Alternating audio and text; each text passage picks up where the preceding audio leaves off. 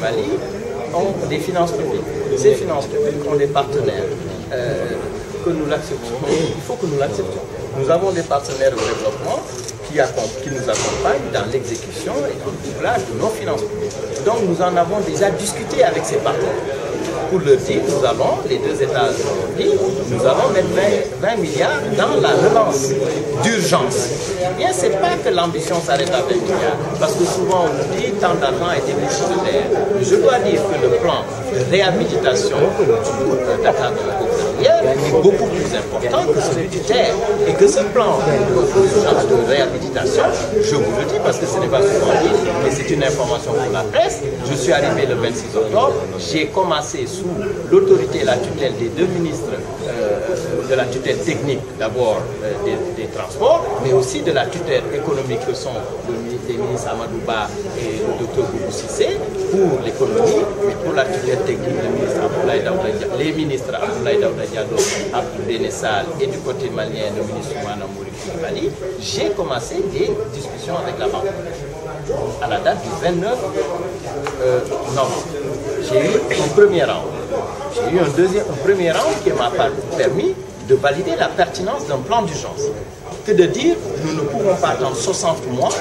pour réhabiliter, rénover les lignes, parce qu'ils ne pourront pas l'attendre. Parce que d'abord, ce sont des gens de leur art. Et quand on est de son art, on ne peut pas attendre 60 mois sans exercer son art. C'est de vous dire donc que le 31 décembre, c'était surtout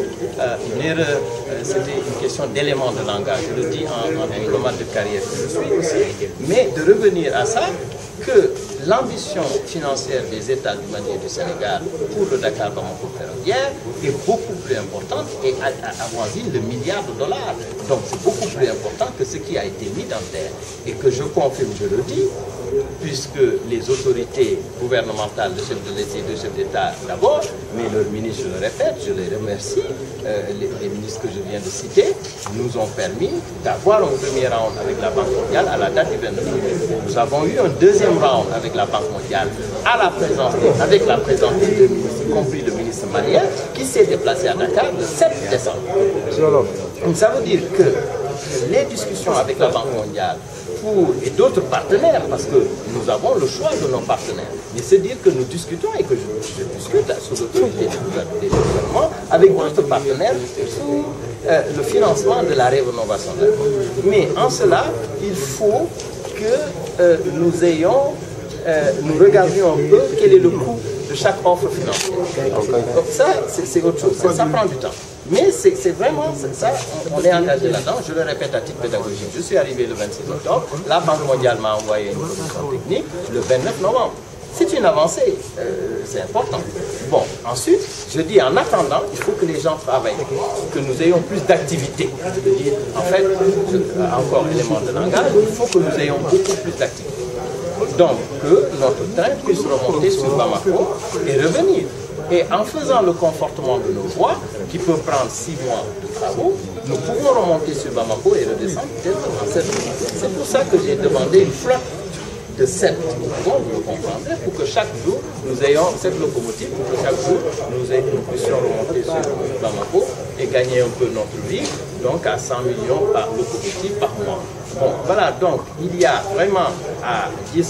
ceci, le plan de sauvegarde d'urgence, son objectif c'est de reprendre nos activités dans les 6 mois. Si nous en avons, nous le saurons. Le plan de rénovation, c'est beaucoup plus important. Monsieur Lamdiapo, parce que voilà ma bëri si ñoom dama doon waxtaan ak ñoom bi ma egsee dama waxtaan ak ñoom bi ma leen ñëwee seet si dama waxtaan ak ñoom ñu waxtaanee si bésu ajuma bi jàll amuñu benn réew man jàppuma ni bi ma ñibbi Dakar am naa benn réew wala ay gis-gis yu bokk rek laa ma waaw li xew 31 décembre dama jàpp ni nit bu jaaxle tiitee bon lu ne xaj na si man tamit bu ma tiitee parce que boo bokkee si njaboot mu am lu ñu teg lu ñu def te bokkoo si te lay metti mu gënaloon moom ma bokk si man tamit ma indi sama xam-xam ak sama gis-gis bon peut-être que diplomate bi ma nekk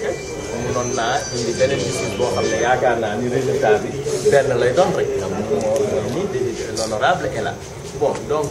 loolu vraiment ñëw toog ak ñoom nekkul parce que am nañu réew amuñu benn réew dafay leer fi ñu bëgg a jëm foofu laa bëgg a jëm maa leen gën a yàkkamti waaye loo yàkkamti dafa am yoon booy mën a jëm yoon boo amul doo ko mën a jëm loo xam ne dañ ko bokk ak Mali rek la ñuy mën a toogal pour ñu xam nu ñuy liggéey ak nu ñuy def toog ak Mali boobu xam nga ñaari gouvernement pour nga toogal leen man ñaari weer laa fi def donc pour nga ñaari weer yooyu war naa xool li ne si kër gi dafa parce que si sama toogaay googu yëpp il faut ñu fay salaire il faut ñu fay facture waaye tamit il faut ma xool naka laay fajee mbir mi parce que mbir mu boo xam ne dafa xaw a suuf boo xam ne ko grand wax na léegi il faut ñu sukkali bon donc li ñuy sukkali yaakaar naa xam naa si dara parce que gerte gi tamit lu am solo la te bokk naa si ñi ko sukkali si benn fan donc lii nee naa leen lu ma jaaxal yàlla rek a mën c'est vrai mais man jaaxaluma parce que si xam-xam bi ma gisee kayit yi gis naa ni loo xam ne la xam-xam mun na ko yóbbu gis naa ni tam xam-xam bu jàllee nit il faut nga am jom ak ak yéene bu rafet ak engagement te loolu tamit gis naa ko si ñoom moo tax ma ne la kër syndicaliste bon il faut ma tàmm ko man diplomate laa ñoom syndicaliste lañu bon donc il faut que am nañu suñu dox nii suñu gis-gis bi benn c'est-à-dire li ma bëgg a wax moo di ñun état la parce que ñaari état yi ñooñu moom donc ñoom ñooy état yi ñoo ñuy fay ñooy suñu actionnaire donc amul Dakar ba ma ko ferroviaire mu ngi d'un côté état yi ñooñu moom ñoo ñuy jàppale fi waaw plan bi mooy naka la ñuy def pour ñu suñu liggéey gi doxaat si juróom benn weer bu alal gi taxawee alal googu ñi moom kër gi ñooy mën a joxe alal ñooñu ñoo ma fi teg te maa ngi bokk si ñoom parce que je suis un homme d'État je ne dis pas je suis un haut fonctionnaire donc j'ai accepté ces responsabilités là donc je m'assume en tant que tel ñoom sama ñaari actionnaires yi wax dëgg yàlla maa ngi koy waxaat seen kanam fi may toll tey awma benn tiit si seen taxawaay sama wet preuve donc ñoom tamit moom laa leen wax man amaguma si tiit waaye pour que borom kër joxe def am lu mu joxe mais nga wax ko fooy dugal xaalis bi loolu il fallait que ma toog ma xool li ma fekk si kër gi xam nga ñaari weer bëri na bëriwul parce que avant man mars 2016 la ba tey ñaareel gi mooy dama bëgg lu ñuy wax phase transitoire mu jeex man loolu laa bëgg xam nga nit boo koy wax yaa ngi si transition loolu nag maanaam si xel dafa metti kooku du nelaw dama bëgg phase transitoire jeex moo tax ma teg ay xel ma teg ay pexe yoo xam ne waxtaan naa ko ak ñoom waaye comme ni ma leen ko waxee fii ñu ngi Thiès ñu ngi Sénégal dañ ko bokk ak ay Mali bu ñu toogee ñun rek tey nee ni lii la ñuy def mun na am lu metti Maliens yi suba parce que dinañ ne foofu ngeen toog Sénégal wax li ngeen di wax ni da ngeen koy jëf donc comme yéen 10 ngeen war a joxe leen 20 yi rek ngeen def ko ñun luñ si parce que xamuñu ñoom tamit seen gis-gis muy mais yaakaar naa ni foofu tamit ay kilifa yi fa nekk muy président Ibrahima Boubacar Keïta ni sama mag sama xarit Macky Sall di ma jàppale noonu la may jàppale noonu la ma premier ministre di jàppale comme premier ministre. buñ ñu ko joxee ñu tàmbali ñu liggéey ñu defaraat raay bi en 6 mois si ingénieurs yi liñ ma wax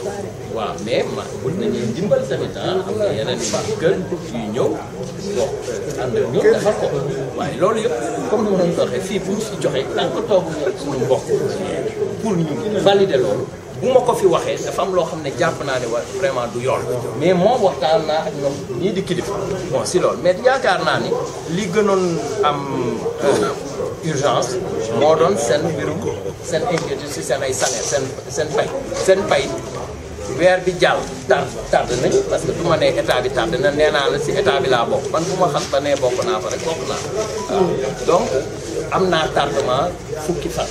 bon mais tey mois de décembre am naa avance juróom-ñaari fan donc xam nga ni loolu donc dañu war a jàpp ni ay amélioration c'est-à-dire que buy gën di dem la rek léegi deset gi dañu ne seen mbirum faj loolu tamit du ma dugg si détail mais waxtaan naa kër gi man ak ñoom ñoo ko bokk lépp lu fi nekk man moom ku leen koy nëbb parce que ay responsable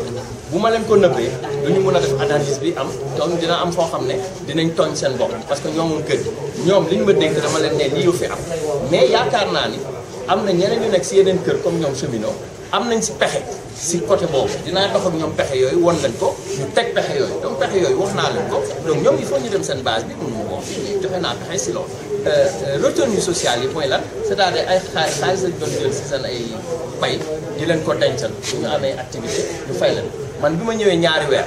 li ma jàpp tey mooy man vraiment ñaari weer yooyu lépp luñ seen ñaari weer yooyu laa wax ñaar fukki weer yi jàll man ñaari weer yi ma def liñ si jot a ameel dinaa def lépp di si fan yi di ñëw wut lu ma leen koy dellu waaye loolu bu weesoo ñu jàppale ma rek ñu xool yeneen solution man bëgguma di jël seen alal di ko nekk dama koy gérer parce que buñ ko jotee bu ma ko amul day indi ay jafe-jafe donc xalaat yooyu def nañ ko mais si lu romb loolu dama nee ni maanaam moom dama soxla toog ak ñoom parce que dama dégg mbir yu bëri yoo xam ne jar na ñoom ñu leeral leen président intersyndical Lamine Ba nañ ko ñoom sax bëgg nañ leeral parce que daf ko jar ñu leeral mbir yi bon leeral boobu nekkul ni damay dem di weeje diw ak diw damay ne rek lii fi ne waaw naka lañ koy mën a àndee doxale donc jàpp naa ni vraiment tey jàmm rek fi sax espoir moo fi sax parce que espoir nit boobu daf ko soxla donc ngeen jàppale yéen ñi nekk suñu diggante ak askan gi pour won ni loolu ma tax a jóg voilà.